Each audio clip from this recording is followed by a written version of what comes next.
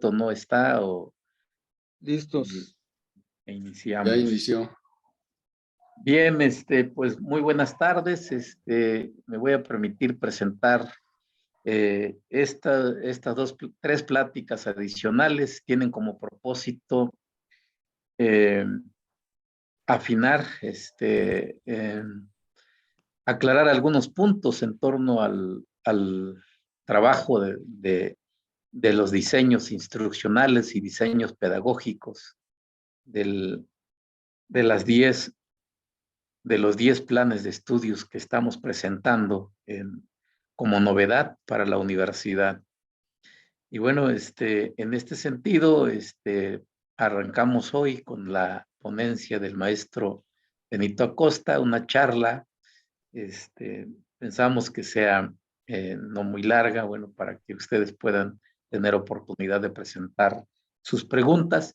Y la idea es que al final, bueno, el área académica presente, bueno, ya después de esta reunión, una serie de puntos que deben contener en las actividades, en los instruccionales de la plataforma, para la plataforma de cada uno de los planes académicos. Hoy pensamos abrir, bueno, más bien está planteado abrir con gestión del conocimiento y en la perspectiva de nuestros planes de estudios. El maestro Benito pues, ha venido trabajando estos temas para la universidad, también la parte de educación basada en competencias, así como es la innovación humanista. En su haber, el maestro Benito, bueno, pues como director de planeación y finanzas, ha estado proyectando el proyecto, perdón, valga la redundancia, el proyecto de esta universidad en varios foros. Tocó la oportunidad de presentarlo en un foro internacional en Tijuana y bueno, y tenemos próximamente igual presentar una ponencia de esta naturaleza en otro foro de corte internacional. Es así, esta es una especie digamos, de afianzar, ¿no?, las cuestiones conceptuales del perfil de nuestro modelo educativo como universidad de la innovación y del conocimiento. Voy a dejar la palabra al maestro Ulises para que modere esta reunión. Después de la exposición del maestro Benito, tendríamos la participación de ustedes con sus preguntas. Entonces, maestro Benito, pues adelante, maestro Ulises, le dejo la palabra. Y muchas gracias, doctor. Pues miren, como ya lo adelantó el doctor Cipriano, la idea es de que el ingeniero Benito Acosta nos haga su presentación en unos 40-45 minutos y después abramos la oportunidad de intercambiar puntos de vista entre ustedes y él, entre todos, pues. Para eso dedicaríamos unos 10-15 minutos y pues la idea es tener una reunión de una hora que sea lo más fructífera posible. Pero sí es muy importante entonces la participación de ustedes para que se enriquezca la presentación del ingeniero Benito Acosta y, digamos, avancemos en la captura, el aprendizaje de estos conceptos que la universidad tiene mucho interés en que formen parte, pues, ya del conocimiento que se tome en cuenta al momento de elaborar las materias o los materiales de las asignaturas que estamos trabajando. Sin más, entonces, adelante, por favor, ingeniero, con su presentación. Sí, muchas gracias. Buena tarde a todos y a todas, diría el clásico. Están algunas compañeras que, por lo que me comentan, la mayoría son pedagogas y desde luego los compañeros pedagogos me hacen sentirme cobijado, sobre todo en el aspecto del planteamiento que vamos a hacer. Porque no deja de ser una perspectiva que hemos ido generando de manera conjunta a partir de propuestas que desde luego lo que tratan es de aportar elementos como lo vamos a ver un poco más adelante, elementos que fortalezcan el enfoque de competencias profesionales. Y desde ese punto de vista, pues de ahí partimos.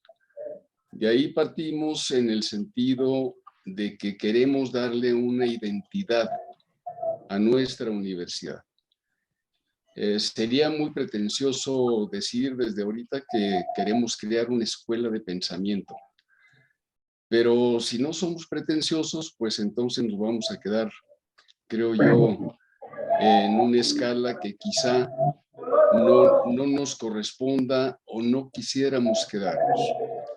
Y esa escala, pues sería más que nada seguir la inercia de pues, lo que ha marcado el mercado, por un lado, de los esfuerzos que están haciendo todas las instituciones educativas.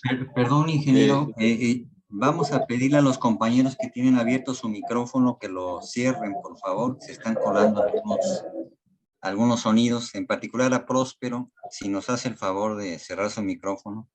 Y Ya. todos los que lo tengan abierto, por favor, ciérrenlo. Gracias. Sí, muchas gracias. Bien, entonces la idea, desde luego, es que dejarlo en términos del sentido y el alcance que le estamos dando.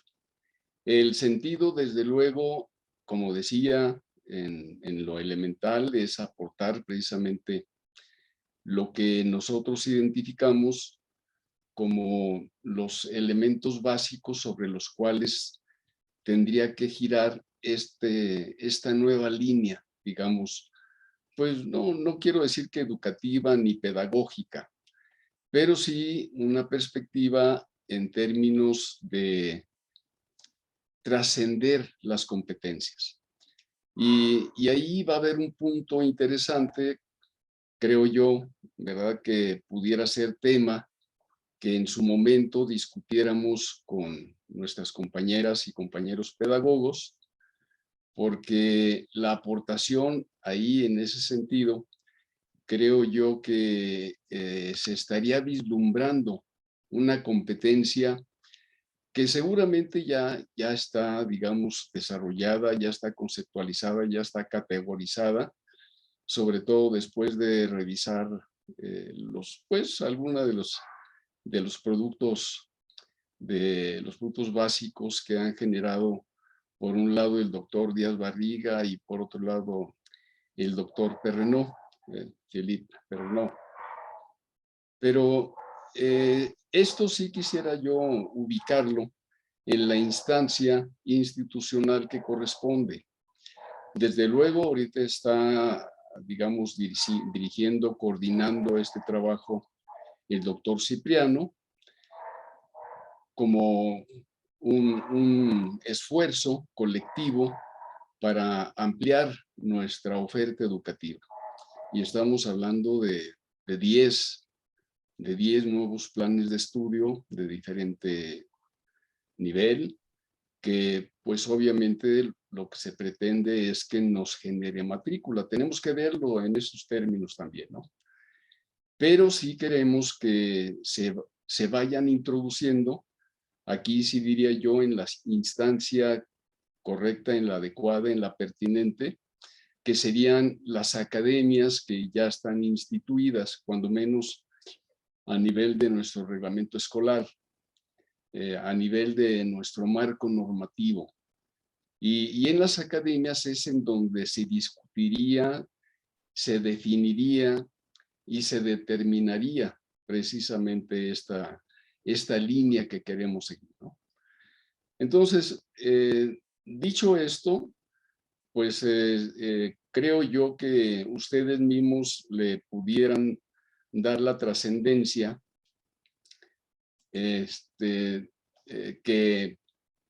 que podamos identificarle, ¿no? Porque no solamente sería aquí en este aspecto, hablando del marco filosófico, ¿verdad? Del enfoque de competencias, no solamente es su repercusión en la parte instruccional de la malla curricular de cada plan de estudios, sino que también lo tendríamos que desarrollar como una línea de acción a nivel institucional.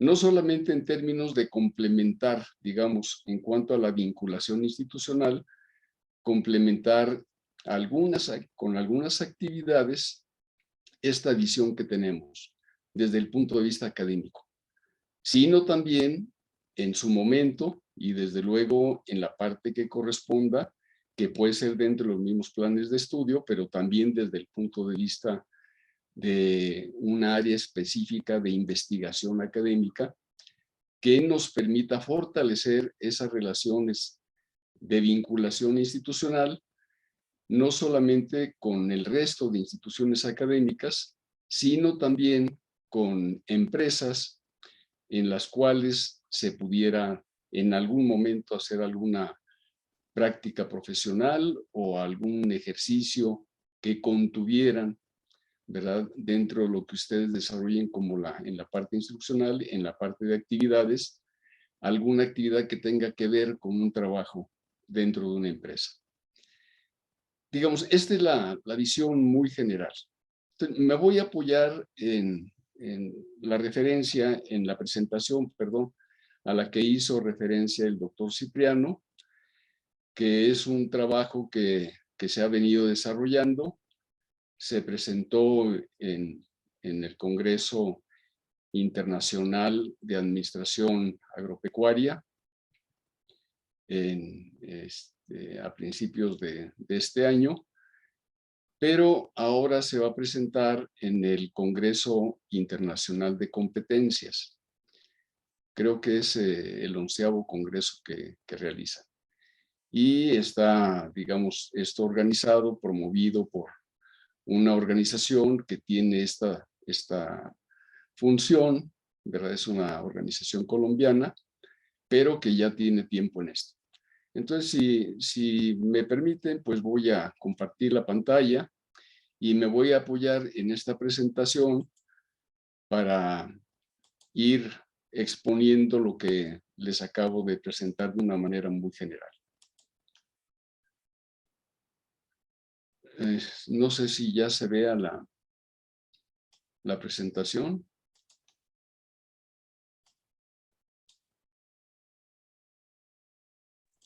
Sí, ya se ve. Sí, ya se ve. Gracias.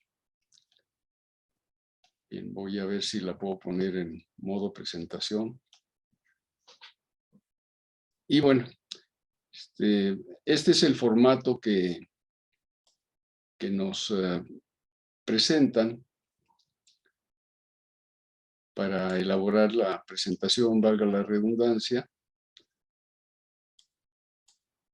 Perdón, voy a tratar de quitar aquí algunos membretes que están apareciendo. Seguramente ustedes también los ven, espero que no estorben.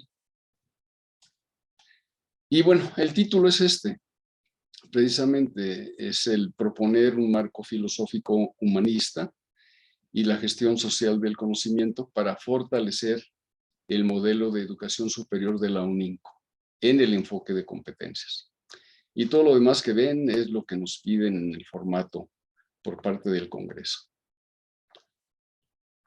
Pues voy a pasar, esto también lo piden ahí, y ya arrancaríamos con la presentación, pues haciendo precisamente un planteamiento general de lo que nos piden en este formato, que es establecer una pregunta o un problema, y lo que yo les expongo aquí es que el enfoque de competencias en la educación superior predomina en los planes de educación y tiende a privilegiar el conocimiento técnico. En la siguiente lámina vamos a tratar de precisar esto que yo planteo como problema. Y desde luego, pues hay una propuesta que tiene que ver con lo que traté de comunicarles en el inicio de intervención, en donde de lo que se trata es de fortalecer en la educación superior por los medios adecuados. Ya veíamos que pudiera ser podrían ser las academias de la UNINCO, pero también la vinculación institucional, ¿verdad? A eso me refiero con los medios adecuados, la visión filosófica humanista y la gestión social del conocimiento, aplicados en contenidos y recursos académicos, y en la academia e investigación académica por la vinculación institucional. ¿Qué es lo que arranca? ¿De dónde arranca precisamente este planteamiento? Es que en México y en muchos otros países se tomó la decisión de desarrollar las competencias laborales por separado de las profesionales. Y este es un enfoque que han tenido básicamente las organizaciones internacionales, la OCDE por un lado, la UNESCO, pues en el sentido de propiciar ambientes que le den mayor competitividad a los países. Esto quiere decir pues que se correspondan todos los planes educativos con las competencias que se tienen que desarrollar para ser más productivo, más competitivo al país.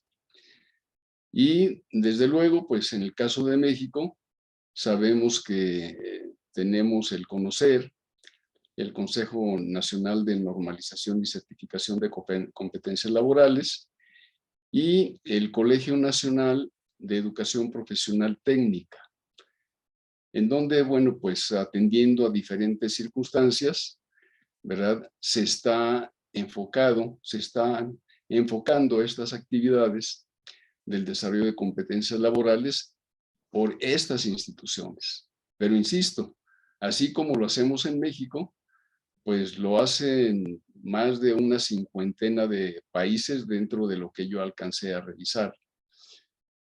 Así en una primera revisión muy general que realicé.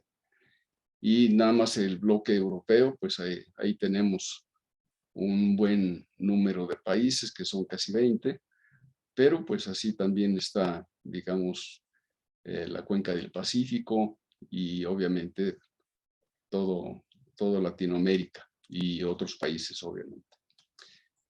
Pero aparte de las competencias laborales, en lo que nos hemos centrado y lo que es propiamente nuestra materia, es el desarrollo de competencias en la educación superior.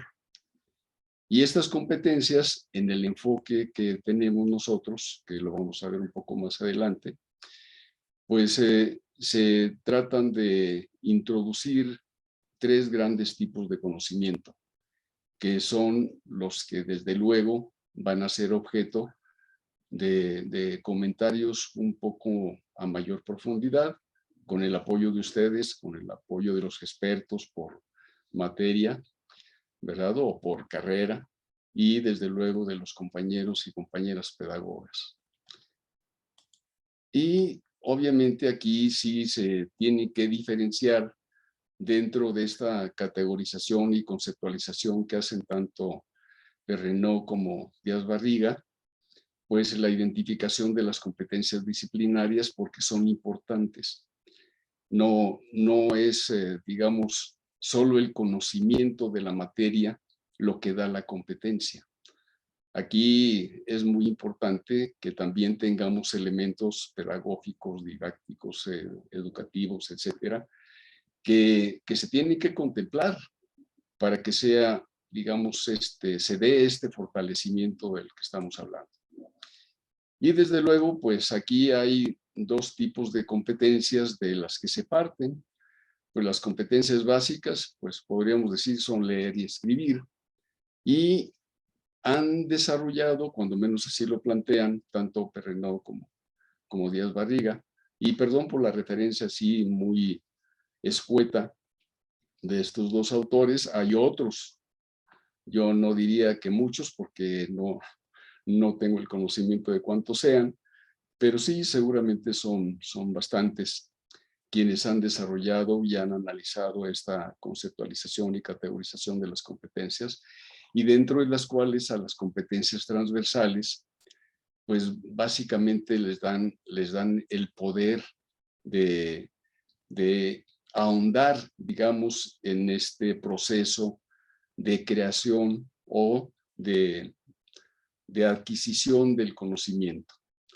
porque no solamente es la observación o el análisis, sino también la exposición de este conocimiento que se adquiere o que se desarrolla o se crea, ¿no?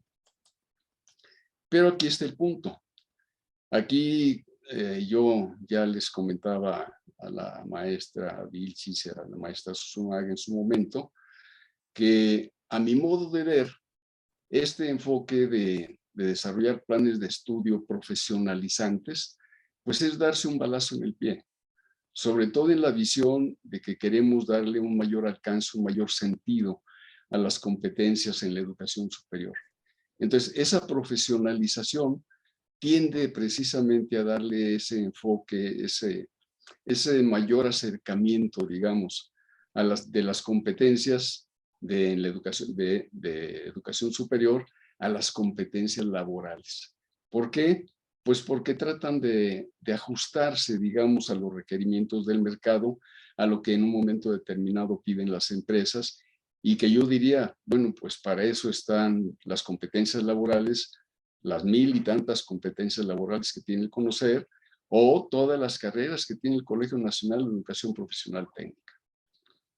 Entonces yo creo que si hay esa división institucional, también debería de aplicar a nivel de desarrollo instruccional. Entonces aquí, en nuestro caso, en el caso de la UNINCO, ¿verdad? Nosotros tenemos el modelo educativo no presencial, de acuerdo a la Ley General de Educación, así como lo establece. Y si quisiéramos verlo desde el punto de vista disciplinario o exclusivamente de competencia laboral, pues entonces diríamos, vamos a poner como requisito de todos nuestros asesores académicos, que ese es el acuerdo a que hemos llegado para que así se les denomine, ¿verdad? Para que adquieran la competencia laboral del estándar de competencias 50, que se llama diseño de cursos en línea. Y precisamente como conclusión de este estándar de competencia, pues aquí se dice ya en el nivel de evaluación, se demuestra que se es competente en la S50 cuando tenga los siguientes conocimientos. Y tenemos los conocimientos básicos, como ven ustedes, de herramientas tecnológicas, características básicas de la navegación a Internet, la función de la usabilidad de un curso diseñado para impartirse en Internet, pero también, ¿verdad?, la manera en que se aplican los principios de algunas de las teorías de aprendizaje de acuerdo a los objetivos del curso. Entonces, ¿qué tenemos? Pues 3 grupos de conocimientos totalmente técnicos, de aplicación directa, y un conocimiento, ¿verdad?, que tiene que ver para nosotros, en lo que a nosotros corresponde, sería el eslabón que conjuntaría la competencia laboral o una competencia disciplinaria con estas competencias de la educación superior. Y seguimos en este modelo educativo no presencial. Aquí se diseñan, ¿verdad? Se diseña la currícula de los planes de estudio para tener competencias profesionales en plataformas tecnológicas educativas, en este caso el Moodle, con los elementos siguientes. El encuadre de cada unidad de aprendizaje. Aquí es donde vamos a empezar a identificar, ¿verdad?, este término de cuáles son o cuáles serían, ¿verdad?, en caso de que así lo consensuemos, los medios adecuados para introducir esta visión humanista y, desde luego, la herramienta de la gestión del conocimiento. Entonces, el encuadre tiene la presentación, ¿verdad?, y hay una identificación de la competencia general de cada unidad de aprendizaje, de todos los planes de estudio, y las competencias específicas por unidad temática. Entonces, además se describe el contenido, la metodología y la evaluación. Y también aquí, para desarrollar esas competencias profesionales, el asesor académico ¿verdad? Debe aplicar las competencias, perdón, fue sin querer. Es que me estoy peleando aquí otra vez con estas barras de información que aparecen. No sé si las ven ustedes, pero pues retomo el discurso. Para desarrollar las competencias profesionales de los estudiantes, el asesor académico debe aplicar competencias disciplinarias que él debe de tener. Y aquí, en este caso, también hay una competencia laboral, ¿verdad? Que es la 563, perdón, que es el diseño de acciones formativas presenciales o no presenciales con enfoque de competencias. Bien, aquí ya tenemos un elemento sobre el cual podríamos trabajar más adelante en términos de la interacción que se está buscando en esta ocasión, en este evento, en esta reunión que tenemos. El desarrollo de las unidades temáticas. Aquí se identifican las competencias a desarrollar, así, vistas dentro de la categorización que hacen Perrenot y Díaz Barriga, pues ellos coinciden en que es el conocimiento teórico, la aplicación práctica del conocimiento y el conocimiento de saber cómo ser. Y desde luego, de manera coloquial, pues son los conocimientos, las habilidades y las actitudes. Y desde luego esto considerando el contexto de aplicación. ¿Y qué nos dice aquí? Pues que tenemos una estructura de cada unidad temática en donde en la introducción se expone la definición del tema, su importancia y la aplicación de los conocimientos. Un mapa conceptual donde se hace la descripción gráfica de la jerarquía y relación de los conceptos de la unidad temática. Los recursos, todos los que se puedan utilizar. Si faltan ahí algunos, habría que incluirlos. Foros, bibliografía, hemerografía, bibliografía y otros materiales de apoyo a contenidos de la unidad temática. Y desde luego, las actividades. El desarrollo práctico de competencias por la unidad temática. Entonces, esta estructura también vamos a retomarla en su momento, aunque sea de una manera nada más referencial, pero bueno, ustedes como expertos, pues seguramente no van a requerir de regresar al punto, ¿no? Sino que lo vamos a poder referenciar simplemente en el discurso. Y desde luego aquí lo que nos interesa es el conocimiento de saber cómo ser. Aquí es donde creo yo que hay que desarrollar este enfoque humanista y que vamos a tratar de precisar, de concretar los elementos que yo creo que se podrían introducir. En cuanto a la gestión del conocimiento, pues bueno, la primera referencia que se toma es la de Nonaka y Takeuchi, digamos, no porque sea la primera, es la primera que aparece referenciada de manera muy general en todos los autores que desarrollan la gestión del conocimiento. Incluso partió de ser nada más gestión del conocimiento, pero finalmente ya se le está llamando gestión social del conocimiento. Entonces, aunque es una referencia del 95, pues partimos de su socialización, en donde el conocimiento tácito que tiene, digamos en este caso el experto, ¿verdad?, va a un conocimiento colectivo. La externalización es que se formaliza, se concreta ese conocimiento tácito colectivo para hacerlo explícito a través de recursos o a través de diferentes medios.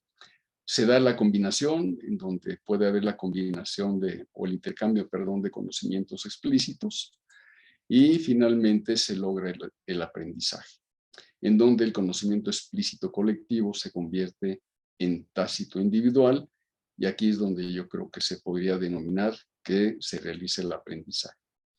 Pero bueno, Minakata en 2009, Fuentes Morales en 2009 y González López en 2015 hacen precisamente un análisis, o bueno, perdón, no un análisis, sino están haciendo un desarrollo precisamente de este concepto de la gestión del conocimiento para llevarlo a lo que ya en general podríamos decir ellos manejan como gestión social del conocimiento. Minakata obviamente lo hace más bien en términos de, Minakata lo hace en términos de la importancia, ¿verdad?, de considerar la evolución que ha tenido la sociedad en cuanto al uso de principios de la información, ¿verdad? Y cómo se consideró en un momento o se categorizó a la sociedad como una sociedad de la información, pero también posteriormente como sociedad del conocimiento. Y en respuesta a eso, ¿verdad?, se empezaron a tomar elementos a nivel educativo para desarrollar esta gestión del conocimiento en cuanto a sus procesos y en cuanto a su importancia dentro de la sociedad y la economía. Porque dentro de la economía del conocimiento, pues estamos hablando básicamente de que es para generar valor. Si no se genera valor a través de este proceso de la gestión social del conocimiento, pues como que no tendría mucho sentido. Fuentes Morales ya lo ubica, igual que Minakata, pero de una manera más precisa a nivel universitario. Y finalmente, González López. En el mismo contexto, se retoma esta visión, o más bien esta herramienta de la gestión del conocimiento, para sistematizarlo, pero finalmente con la idea de que sea automatizado. Entonces, digamos, es un proceso que está en desarrollo. El mismo Minakata desde 2009 planteó que esto estaba pues desarrollándose todavía desde el punto de vista teórico y pues que yo sepa hasta ahorita no hay nada así concreto. Entonces, ya para entrar al tema de lo que sería el marco filosófico, yo quisiera darles mi perspectiva de cómo, pues en este caso veo a nuestros referentes filosóficos que son los más conocidos, en donde lo que yo capto, ¿verdad?, al revisar, digamos, la obra principal de estos tres autores que vamos a ver, de estos tres grandes filósofos, es que ven al conocimiento como proceso. O sea, es un poco decir, bueno, la fenomenología del espíritu, por ejemplo, pues en realidad, al referirlo a lo que hace el hombre, es precisamente el proceso de pensamiento. Y como pensamiento, ¿verdad?, pues lo que se obtiene es conocimiento, que es el producto de ese proceso de pensamiento. Y solamente para referirlos de manera muy general, pues en este caso, lo que estoy planteando aquí es que el conocimiento, el pensamiento, la intelectio, como lo denominaron en su momento estos autores, que son Descartes, Kant y Hegel, pues en sus obras, que están referenciadas ahí abajo, ¿verdad?, en cuanto a los principios de la filosofía de Descartes, que fueron 504 principios, ¿verdad?, en su primera parte, pues desarrolla el famoso principio 7, principio filosófico 7, aquel de pienso, luego existo, ¿no? En cuanto a Kant, bueno, pues sabemos que sus tres principales, o la obra, bueno, sus tres elementos principales son crítica de la razón pura, pensamiento, proceso de pensamiento, crítica de la razón práctica, proceso y producto del pensamiento y crítica del juicio, la evaluación. Y desde luego, pues podríamos decir que Hegel aquí sí ya lo formaliza, lo establece bajo un método y tiene estos tres grandes apartados de esa enciclopedia de las ciencias filosóficas. Uno que se refiere a la ciencia de la lógica, otro a la filosofía de la naturaleza y la filosofía del espíritu. Perdón. Pero aquí lo que está en lo que yo diría que pudiéramos centrarnos es no tanto en el conocimiento, así como lo veía la filosofía, digamos, en esta etapa tan importante para el desarrollo de la humanidad, ¿no? Y pues para el desarrollo de la filosofía, ¿sí? No propiamente como proceso y como producto de la filosofía. Yo creo que tendríamos que centrarnos en lo que es la persona. O sea, cómo hacer que la persona se desarrolle como tal. No en términos de que sepa cómo realizar un proceso de pensamiento para obtener un conocimiento y luego evaluar si ese conocimiento desde el punto de vista axiológico está dentro de un marco de valores o si desde el punto de vista epistemológico es válido por el método que se utilizó, etcétera, etcétera. O incluso desde su origen, si es, digamos, desde el punto de vista ontológico, un objeto de estudio, ¿no? Entonces, aquí yo lo que estoy proponiendo, ¿verdad? Y así lo hemos venido manejando dentro del grupo que tenemos en la académica, pues es que establezcamos un marco filosófico en donde la persona se exprese a plenitud, ¿sí? No en función del conocimiento, sino como persona. Ahora bien, ¿cómo diría yo que esto se pudiera expresar si es que se pudiera expresar en términos de competencias? Yo diría que sería una competencia básica, así como lo es leer y escribir, pero de orden superior, en donde precisamente por el ejercicio de las características de lo que es el ser, en donde Heidegger lo define como un modo de ser del ser, ¿verdad? Simplemente tomé dos de los elementos que yo creo que lo definen de mejor manera, que es estar en el mundo, o sea, que el hombre se ubique, que la persona se ubique en el mundo, ¿verdad? En todo el contexto que le corresponde, el inmediato y el mediato y el cósmico, si ustedes quieren, de manera resuelta. Que eso también lo desarrolla Heidegger. Pero obviamente las 900 páginas que tiene su libro de Ser y Tiempo, pues difícilmente se van a poner en dos láminas como están aquí, ¿no? Pero aquí hay algo interesante. ¿Por qué? Porque para él la filosofía, ¿verdad? La define como un pensar que inaugura caminos y perspectivas de un saber que establece criterios y prioridades para comprender y cumplir su existencia dentro del mundo histórico espiritual. O sea, que puede expresarse a plenitud. Y esa es la visión, digamos, esa es la comprensión que yo haría, pues, y de lo que partiría para hacer esta propuesta de la visión humanista.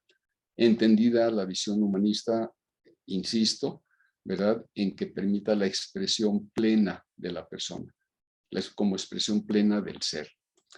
Ahora bien, la referencia que hace Heidegger aquí es que, pues en toda la revisión desde los presocráticos o preclásicos griegos, ¿verdad?, hasta pues los últimos filósofos del siglo XIX, ¿verdad?, en todo se trató de alguna manera del sentido del ser. Y él lo que plantea es que el sentido del ser se puede expresar de una manera, digamos, muy clara, estableciendo la función, ¿verdad?, de lo que esté comprendido dentro de este pensar, saber y comprender y cumplir su existencia histórico-espiritual, sabiendo la función que cumple el conocimiento, la competencia, su actividad, él mismo como persona, qué función está cumpliendo, pero cuáles son los motivos y cuál es la intención que precisamente en conjunto le dan sentido al ser, a esa expresión plena de la persona. Y para ello, él así lo define, lo establece como su analítica ontológica, la aplicación de la analítica ontológica, que es precisamente un desarrollo fenomenológico, un análisis fenomenológico de lo que va tocando, va tomando, digamos, como objeto, ¿verdad? Entonces, lo primero que dice en la analítica ontológica, lo primero que tenemos que establecer es que el universo todo se compone de entes. El ser es siempre el ser de un ente. Y lo que diferencia al hombre, Dasein, o sea que es el ser, el estar de los entes, esa diferenciación, ¿verdad? Se da por su posibilidad de preguntar y de ubicarse en el tiempo y en el espacio de manera resuelta. Entonces, la investigación fenomenológica parte de hacer una gran diferenciación. Lo óntico, en donde lo óntico define al ser como ser, por su presencia o manifestación. Ahí está. Digamos, lo estoy viendo, sé que está ocupando un lugar en el espacio-tiempo, ¿verdad? Pero, pues a lo mejor sé cuál es su función, cuál es su motivación, cuál es su intención, pero mientras él no esté realizando, ¿verdad? Dándole sentido a su ser, es un ente.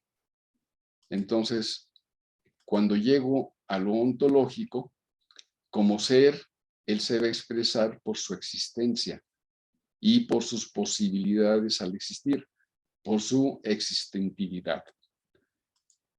Y desde luego, aquí hay otra gran diferenciación también, ¿verdad? En donde está planteándolo de manera muy clara, en que el todo del ente puede convertirse en ámbitos del descubrimiento.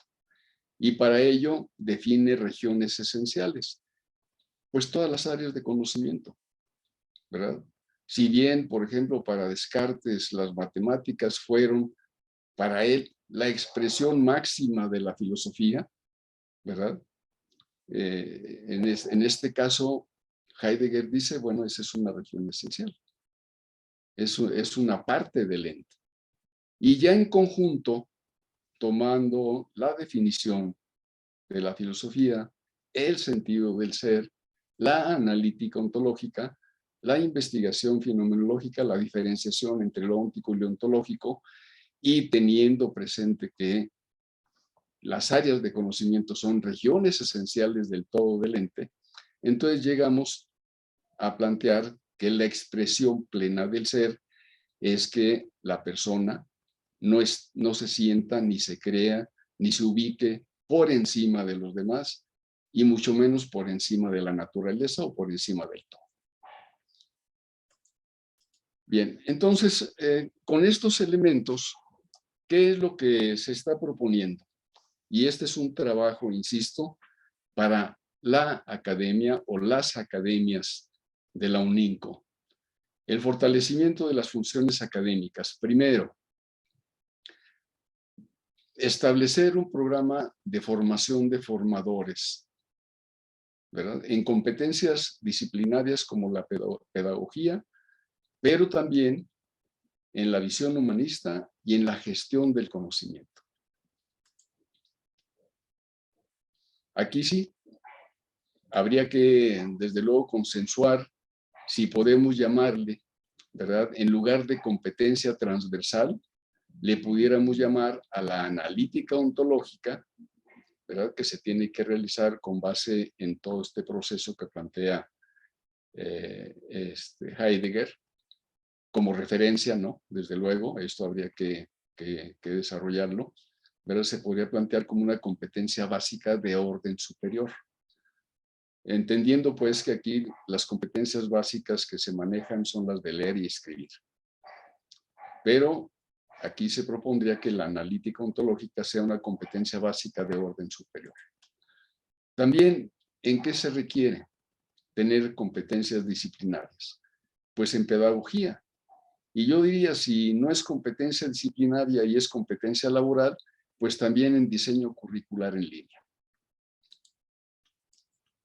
Y obviamente también habría que desarrollar competencias profesionales, las competencias profesionales en la gestión social del conocimiento, en donde todavía no está definido si es por parte de quien tenga, digamos, la responsabilidad de hacer el desarrollo instruccional en los mapas curriculares, ¿verdad?, que introduzca estos elementos de la gestión del conocimiento, o de plano se tuviera que desarrollar como una materia transversal en todos los planes de estudio, porque nuestro eje es la innovación y la base hasta ahorita práctica que se ha utilizado, que se ha aplicado, desde luego con referencia a Nonaka y Takeuchi, ¿verdad?, es que la gestión del conocimiento es la base para desarrollar innovación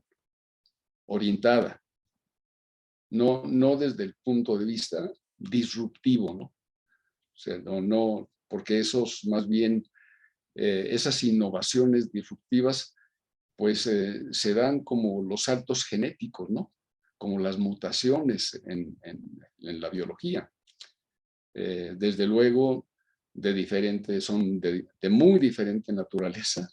Una innovación disruptiva a nivel industrial, a nivel científico, a nivel social, ¿verdad?, de una biológica que es una mutación, pero para mí sería digamos, la comparación.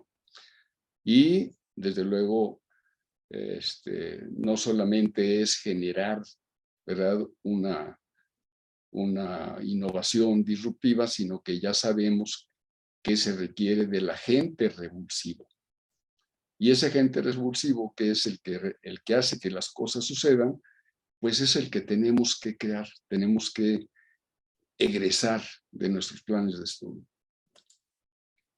La segunda línea, pues es la transformación de los planes educativos en curso y su aplicación en la nueva oferta educativa con visión humanista y gestión del conocimiento. Bueno, lo anterior es para establecer como programa, digamos, de actualización o de formación y actualización permanente dentro de la UNICO. Y tendría que ser un programa de formación de formadores, como ya se dijo. Pero ahorita, en este momento, estamos en la transformación de los planes educativos en curso. Esto todavía no lo retomamos, pero donde tenemos alguna posibilidad de impactar con estos elementos, ¿verdad?, tanto de la visión humanista como de la gestión social del conocimiento, es en la nueva oferta educativa. Y entonces para ello habría que hacer los siguientes planteamientos, que desde luego están a discusión y que ojalá y los podamos, podamos interactuar para retroalimentar estas ideas y de ser posible, pues enriquecerlo, ¿verdad? ¿Por qué? Porque desde mi punto de vista, en cada unidad de aprendizaje y en sus respectivas unidades temáticas, tendríamos que arrancar en la presentación de la asignatura con la exposición de la función, la motivación e intención de las competencias. Las competencias que están planteando desarrollarse por esa asignatura y en su conjunto por ese plan educativo. Y esto tiene que ser totalmente transversal. Os tendría que ser, ¿verdad? Siempre que hablemos en la presentación del encuadre, de la asignatura correspondiente, de la unidad de aprendizaje correspondiente, tenemos que dejar muy clara cuál es la función de ese conocimiento o de esas competencias, cuál es la motivación de esas competencias y cuál es la intención o las intenciones de esas competencias. Y ahí estamos hablando del encuadre.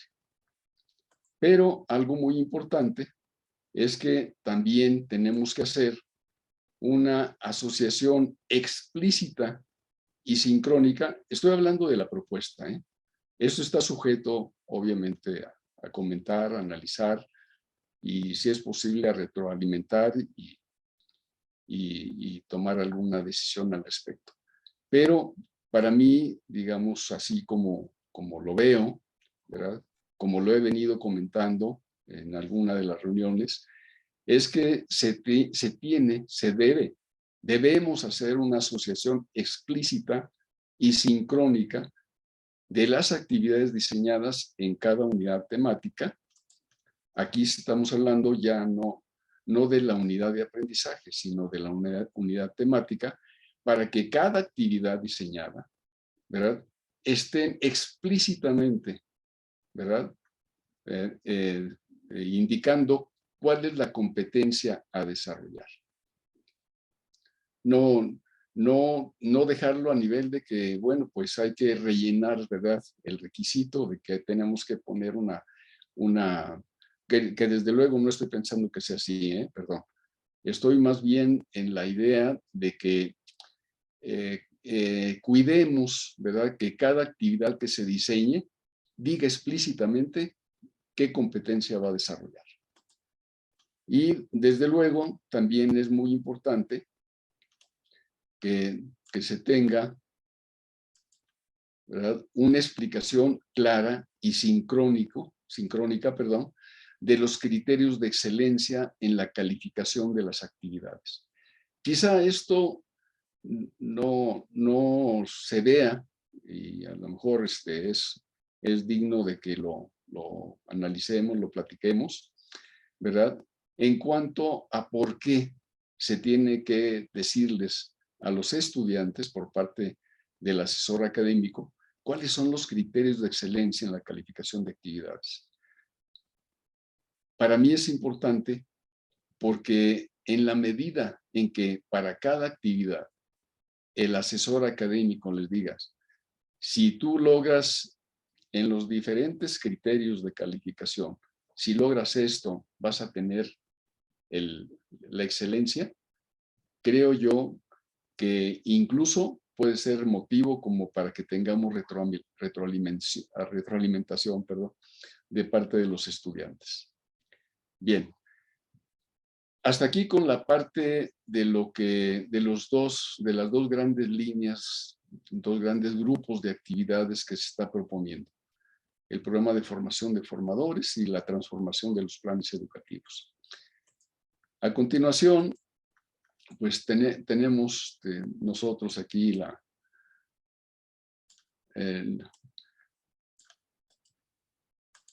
la presentación del fortalecimiento de la vinculación institucional como propuesta, que ya como comentaba, tiene dos vertientes.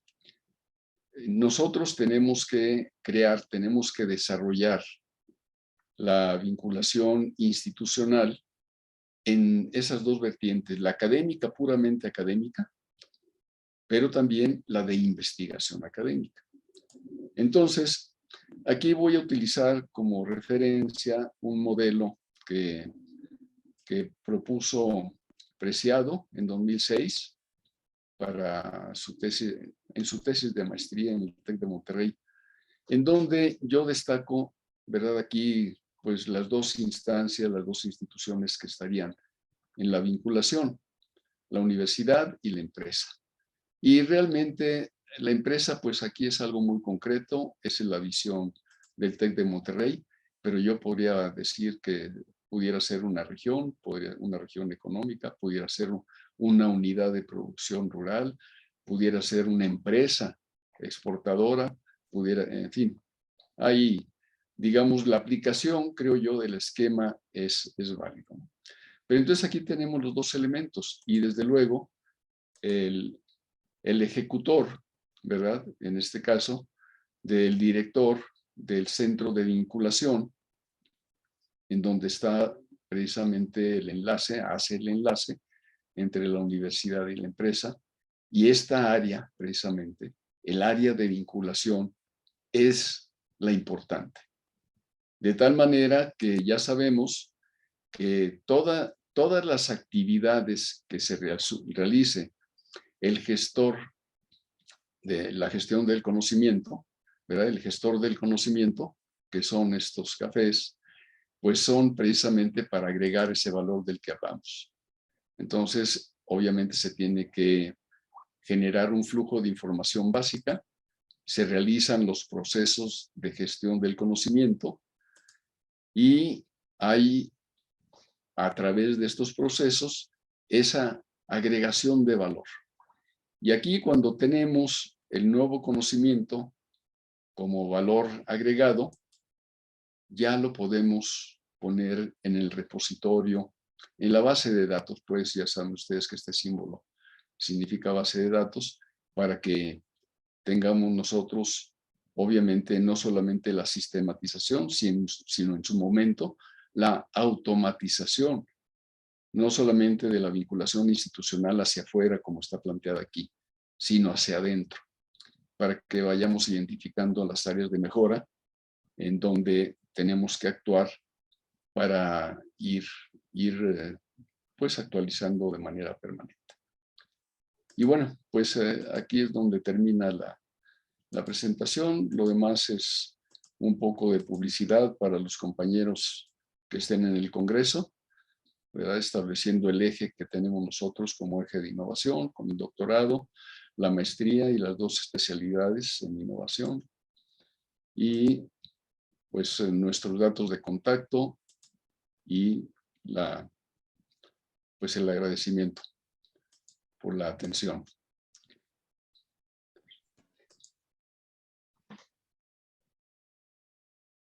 Bien, pues esa es mi aportación.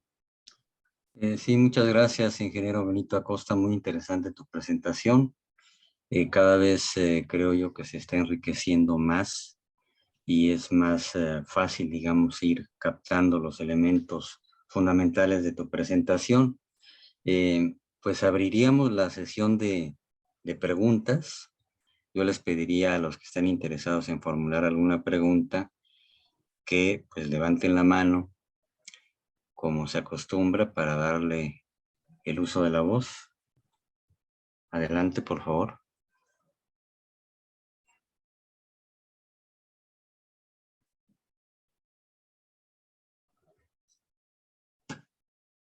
Quizás para empezar a calentar, digamos, motores, Benito, sería conveniente retomar el concepto de el conocimiento como un proceso, como un ciclo, ¿no? Como un ciclo. La Yo gestión creo, del conocimiento. la gestión del conocimiento como un ciclo, ¿no? Que yo creo que uno de los grandes retos que se tiene que tener muy en cuenta y ver la forma en que se pueda solventar ese gran reto es cómo transitar de ese conocimiento tácito del experto que tú decías al conocimiento tácito del estudiante, del alumno en este caso, ¿no? O sea, cómo se cumple todo ese proceso, ese ciclo del conocimiento a través de las actividades de cada unidad de aprendizaje.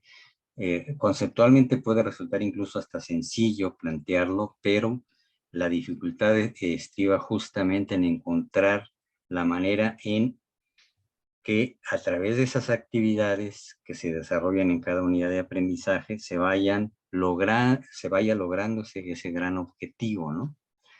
De transitar de ese conocimiento explícito del experto hacia ese conocimiento explícito tácito o tácito de los alumnos.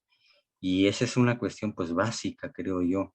Y sí creo importante que un poco hagas un planteamiento, una profundización breve, pero sobre este tema que yo creo que es fundamental, ¿no? Sí, sí, muchas gracias, maestro Miramontes. Por ahí apareció ya una mano, la de Luis, pero voy a aprovechar, Luis, si me permites, digamos en este caso, la sugerencia que hace el maestro Miramontes, porque me parece que se tiene que hacer esta aclaración, o cuando menos expresar que a mí me queda claro que hacer este tipo de planteamientos y esta introducción en el desarrollo instruccional de la malla curricular pues es como si estuviéramos arreglando un avión en pleno vuelo, ¿verdad?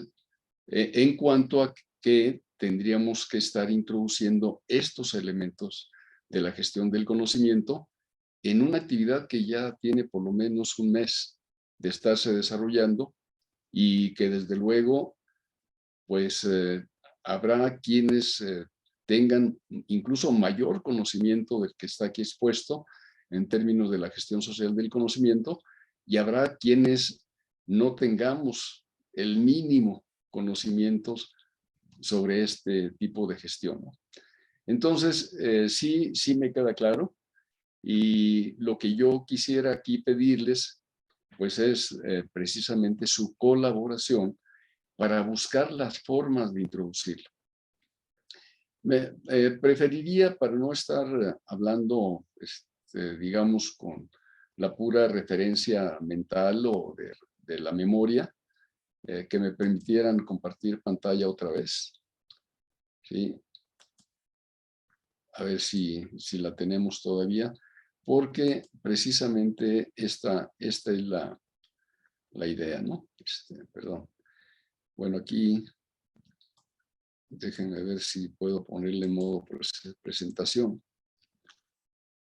Sí. Bien.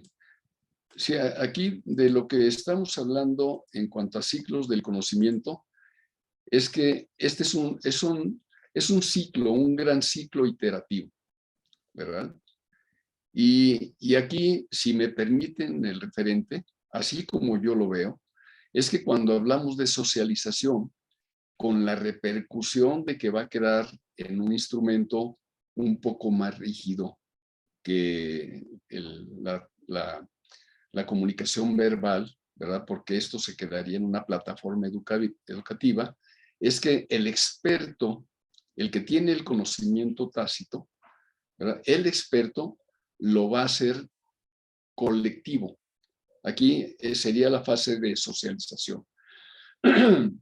Perdón. El experto en derecho, por ejemplo, el experto en administración y finanzas, el experto en contaduría, el experto en derecho ambiental, tiene el conocimiento, perdón, tiene el conocimiento tácito y lo hace colectivo al introducir los contenidos. Y al introducir los contenidos en la parte instruccional, ¿verdad? Del desarrollo de la malla curricular. Así es como lo veo, ¿sí? ¿Cómo lo hace? Pues a través de la externalización.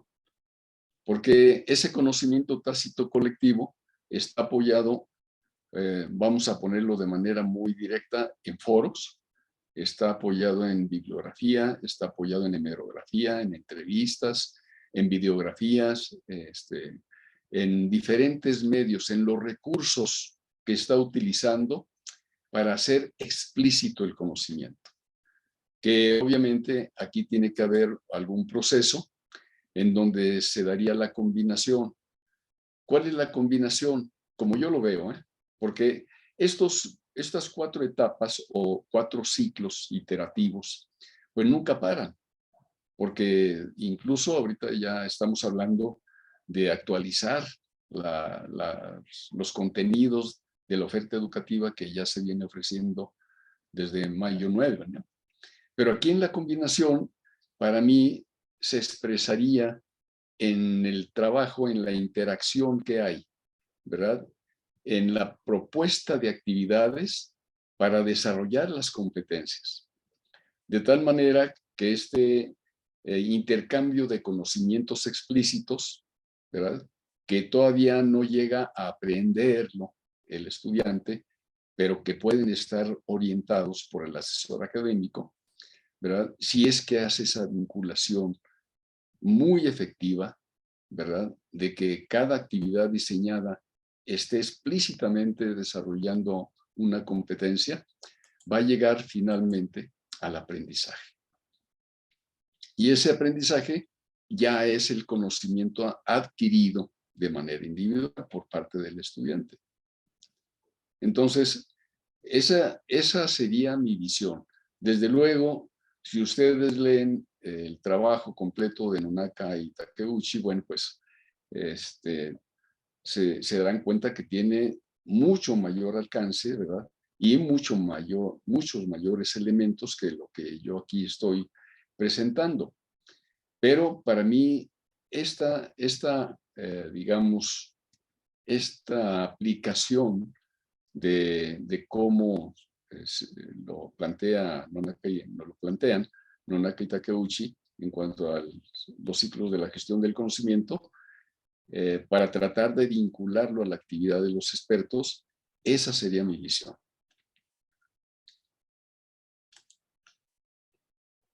Correcto, No sé muchas gracias. si quiera usted alguna otra complementación, maestro Miramontes. No, me parece un buen agregado pues para generar la discusión colectiva, que ese es el propósito.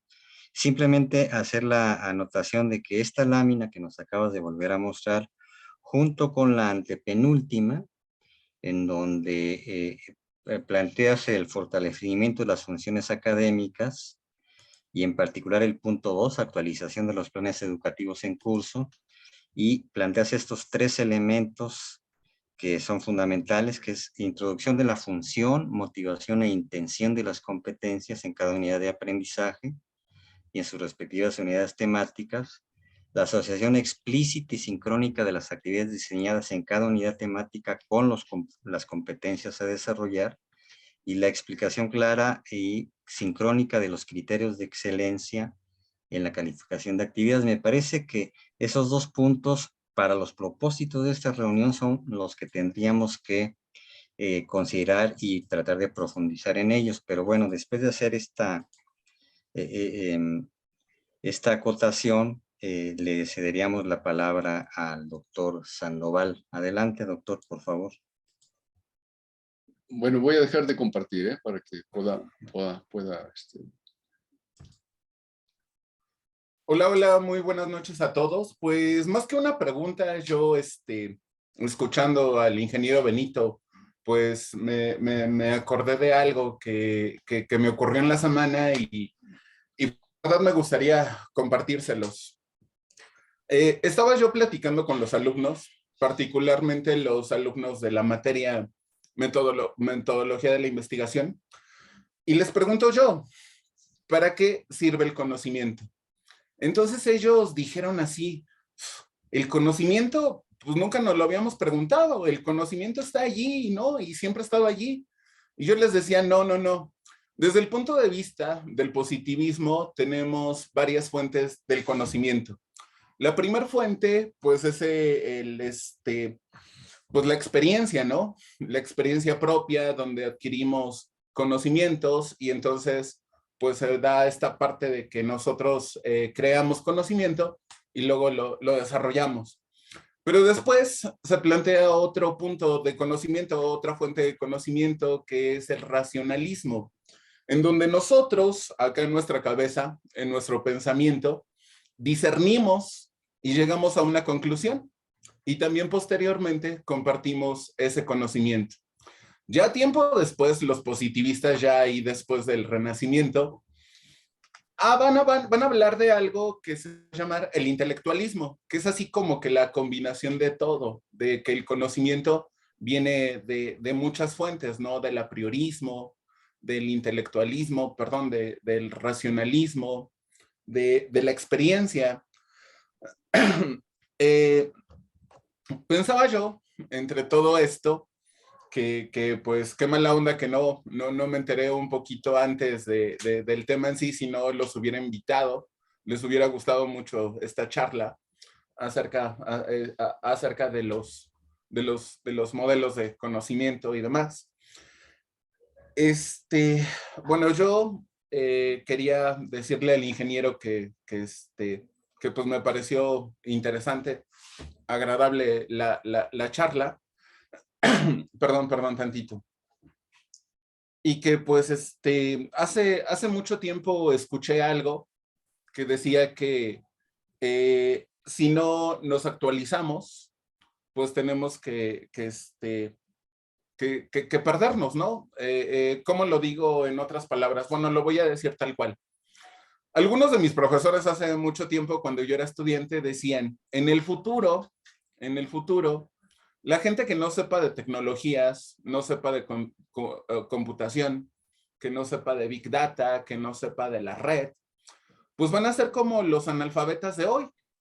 Y realmente lo estamos viendo, que realmente la tecnología ahora es una herramienta indispensable para todas las sociedades. Y pues la verdad que padre que nos estemos poniendo estas metas, ¿no? De actualizarnos y enfocarnos hacia la educación del futuro.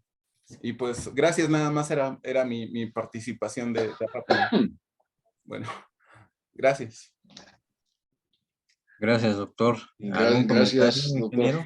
Muy amable. ¿Comentario sobre lo que dijo el doctor Sandoval? Pues que fue una experiencia interesante que ojalá y hubiera tenido como referente concreto esto que acabamos de platicar, aunque creo que él lo ve más bien desde el punto de vista de la evolución filosófica. Pero bueno, pues ahí cuando se enfrentaron el racionalismo contra el empirismo, pues obviamente se ve como un proceso muy dialéctico a nivel social, ¿no? Pero la verdad es que es un complejo, es un complejo, la evolución, digamos, en este sentido, desde los presocráticos hasta la fecha, pues se ha dado como complejo que, en mi apreciación, Heidegger lo asienta de manera muy clara en términos de centrarse en la persona, en el ser, ¿verdad? Sí es importante tener el encuadre, ¿verdad? La visión, digamos, ortodoxa de la filosofía, hacer un análisis ontológico, aplicarle la metodología de rigor, marcarlo en el marco axiológico de valores y finalmente tener el análisis epistemológico, ¿no? De su validez en términos contextuales, históricos, espirituales, etcétera, etcétera. Pero no deja de ser fraccionado, ¿verdad? Y no deja más bien deja de considerar, ¿verdad? Esta diferenciación entre lo óntico y lo ontológico, de darle sentido al ser, ubicar el pensar con el saber y finalmente definir en un contexto histórico espiritual para finalmente hacer un análisis ontológico o aplicar la analítica ontológica o el análisis fenomenológico, pero en cuanto al ser, no en cuanto a la obtención del conocimiento. ¿Sí? Digamos, para mí esa es la diferencia, ¿no? Que ojalá y en un momento determinado pues podamos concretar a través de este proceso de formación de formadores. Muy bien, gracias, ingeniero. Levantó la mano Raúl Quirós. Adelante, Raúl. Buenas tardes a todos. Muy interesante la plática, ingeniero Benito. Yo me voy a un punto de vista, perdón, soy técnico, pero creo que al final la cuestión filosófica y técnica confluyen en un beneficio para la persona, para el ser humano. En ese sentido, lo que usted comentó aquí me ayuda a quizá reformular algunas cuestiones que estamos plasmando en el diseño instruccional de las asignaturas que nos corresponden. Sin embargo, esto es un reto. La figura del profesor omnipotente al frente de un grupo creo que está desapareciendo. Y en el sentido presencial, ya esa técnica ya no es correcta, es obsoleta. Tenemos que buscar otros medios. Pero en lo que a nosotros nos incumbe en este desarrollo de la plataforma virtual de las carreras de la universidad, tanto licenciaturas como posgrado, tenemos un gran reto. Un gran reto, primero por el cambio tecnológico que es muy vertiginoso.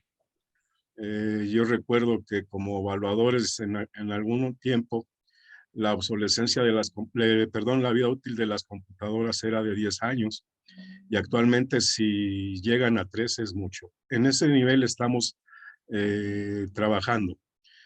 Aparte de la cuestión tecnológica, nos enfrentamos a una generación con características propias de la época posmoderna, en donde el placer como tal es fundamental para ellos, de tal manera que se ha individualizado a tal grado las actividades humanas que la interacción entre las personas se ha reducido. Entonces, ese es el otro problema al que nos enfrentamos. Habrá algunas licenciaturas o posgrados que es necesario que trabajen en equipo. Ese es un reto muy interesante. Hablaba usted, por ejemplo, de hacer una presentación de la unidad, en particular de cada uno de los programas, de cada una de las unidades, pero también juzgo necesario hacer una presentación de cada licenciatura y posgrado de tal manera que sea atractiva, que desde las palabras plasmadas en esa presentación, el aspirante sienta la necesidad de intervenir en alguno de estos recursos académicos. Y siendo a lo mejor muy concreto, por así decir, yo como aspirante, ¿qué espero de este curso que voy a tomar? A lo mejor voy a generar hablábamos de valores, voy a obtener un valor espiritual donde me sienta satisfecho de haber cursado esta licenciatura, o voy a tener voy a obtener un valor monetario que me permita mantener el confort al que estoy acostumbrado. Todo eso lo estoy anotando en lo particular, tratar de plasmarlo en el diseño instruccional que nos han encargado. Y viene la otra parte importante, la vinculación. De la misma manera y desde un punto muy particular, la experiencia me dice que hay un rompimiento entre la academia y el usuario común del conocimiento. En este caso, el mismo pueblo, las empresas, las instituciones.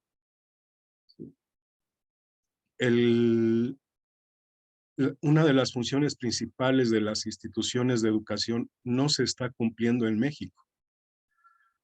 O hay un sobregiro de especialistas, de maestros, de doctores que no ven un campo de aplicación o no quieren asistir a ese campo de aplicación. En ese sentido, creo que el punto es muy importante, ingeniero Benito, hablar de vinculación y que se practique. Creo que debe ser una de las características de la universidad, y eso le irá dando el lustre, el prestigio que se está buscando. Yo nada más recomiendo que para esa vinculación se tome en cuenta a los proponentes de estas licenciaturas, de estos posgrados, que de alguna manera tienen la experiencia y saben dónde incidir con esa vinculación. Esa sería mi aportación. Muchas gracias, ingeniero. Comentario sobre lo que plantea Raúl Quirós, Benito. Sí, muchas gracias, Raúl. Pues muy amable por tus expresiones. Sí, yo creo que son aspectos que pues ahorita por lo pronto con tu primer comentario me da gusto y me entusiasma que estés considerándolo ya para, digamos, cuando menos irlo viendo y, e introducirlo pues dentro de la parte instruccional que estás desarrollando, que es evaluación básicamente, ¿no? El tema de evaluación a nivel de maestría. Y sí, estoy totalmente de acuerdo contigo que es un tema que debemos de retomar en las academias, porque hay algunas carreras ya ahorita en este momento, y bueno, ya desde las que se habían planteado anteriormente, sobre todo, por ejemplo, la de sanidad e inocuidad agroalimentaria, en donde se ve con mucha nitidez la necesidad de que el estudiante, donde quiera que esté, y mejor si está en un área en donde la sanidad e inocuidad agroalimentaria sea muy importante, digamos porque esté en un área de producción de alimentos que son muy delicados por el tipo de consumidores a los que se destine, etcétera, etcétera, ¿no? Pero esa vinculación se ha planteado un tanto de manera informal. ¿Y qué trato de decir con informal? Que al estudiante se le podría pedir, ¿verdad? A visitar una empresa que tenga un control muy estricto en sanidad e inocuidad.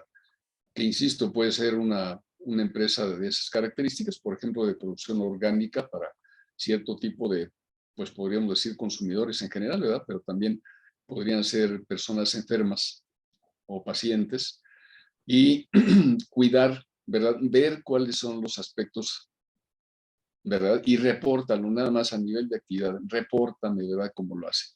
Y qué observas tú, etcétera, etcétera. Pero sería informal.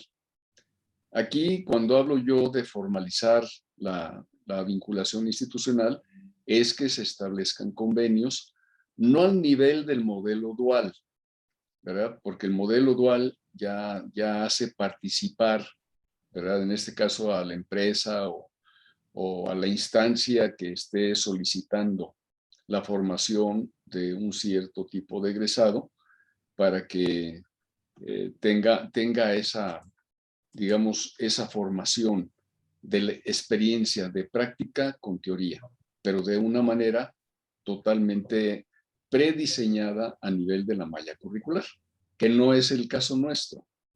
Nosotros estamos en un modelo no presencial, pero desde luego que es preocupación, así lo expresaste tú, Raúl, y yo coincido contigo, de que sí es necesario que se vincule el estudiante con la práctica, ¿no? Entonces eso tenemos que formalizarlo en algún momento y esa sería la vinculación.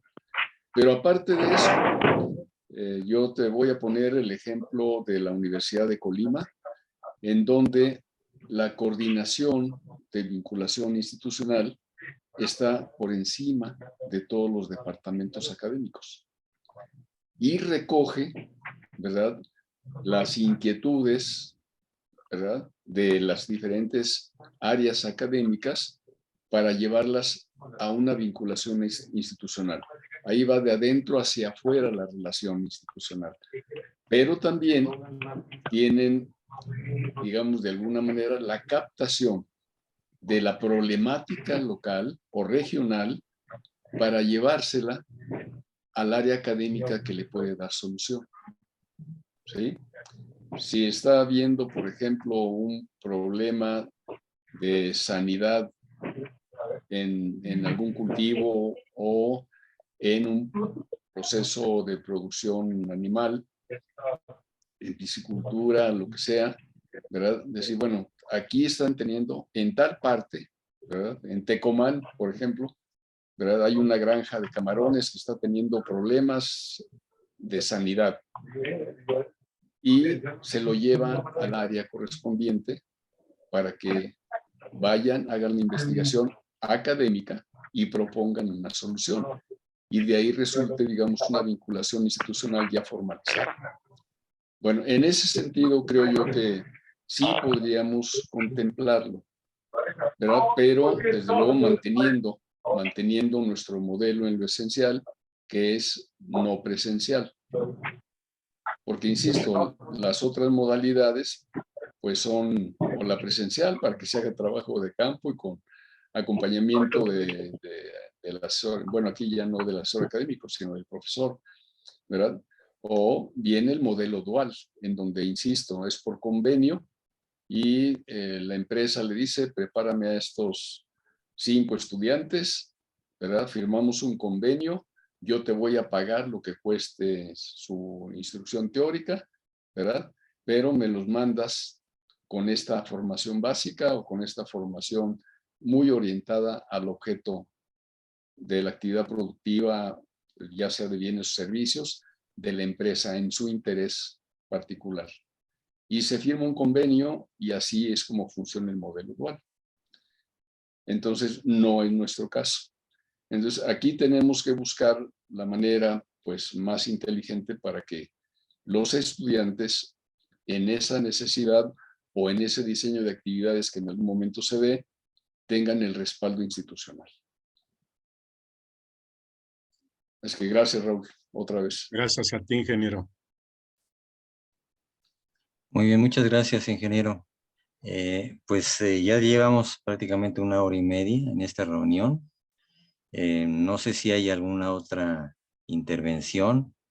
Si no, pues yo le pediría al doctor Cipriano que, digamos, antes, por supuesto, le agradecemos al ingeniero Benito Acosta su participación, pero si no hay otra intervención, entonces yo le pediría al doctor Cipriano pues que tome la palabra para cerrar la reunión. Bien, gracias, maestro Ulises, por la conducción de esta charla, que creo que cada vez que vamos abordando este tema, con el maestro Benito se va afinando en la perspectiva de la gestión del conocimiento en la universidad y desde luego que esté en contenidos como cuestión operativa de competencias en las capacidades, en el modelo, creo que va quedando más claro. Vamos a hacer el esfuerzo de hacer una guía de conceptos, de categorías que pueden utilizarse sobre gestión del conocimiento en los instruccionales que pues están iniciando nuestros expertos. Y bueno, pues agradecemos a nuestros expertos la disponibilidad de este tiempo porque sabemos que tienen otras ocupaciones. Mañana agradecemos al maestro Benito y también, bueno, a nuestro rector por las facilidades que nos ha dado en consolidar este equipo multidisciplinario. Y bueno, vamos a estar atentos a la ponencia, maestro Benito, a la que está invitado ahí tiene que ir allá, ¿verdad? Tiene que viajar usted. Sí, hombre. Bueno. Ni hablar, me tengo que sacrificar. Sí, bueno. Nada más no diga dónde es. Sí, bien, y mañana a la misma hora, a las 6 de la tarde, tendríamos la participación de la maestra Claudia Susunaga, ha sido una de nuestras aliadas, de nuestras colaboradoras en el área de pedagogía, y bueno, pues ella va a hablar sobre el tema de los retos de la educación del modelo basado en competencias, ¿sí? Y aterrizado en la UNINCO durante la pandemia y la pospandemia. Entonces vamos a escuchar a la maestra y está por confirmar el doctor Neme Castillo para que nos hable igual sobre la innovación humanista en nuestros planes de estudios. Pues agradecemos y bueno, pues un anuncio a los compañeros que se integraron, a Ricardo Pineda Susunaga, ya le van a asignar, yo creo que hoy en el transcurso de la noche le envían sus unidades de aprendizaje y a la maestra, a la doctora Yanira, y al resto de nuestros expertos también ya les van a enviar el listado, el maestro Ulises y el maestro Joel, el listado de sus unidades de aprendizaje con las unidades temáticas. pues si no hay otro asunto que tratar, bueno, que tengan muy buenas noches. Muchas gracias. Buenas noches, buen provecho. Hasta luego. Buenas Gracias, noches. buenas noches. Buenas Saludos a noches. Muchas todos. gracias. Saludos. Hasta luego, buenas Buenas noches. noches, gracias. Hasta luego.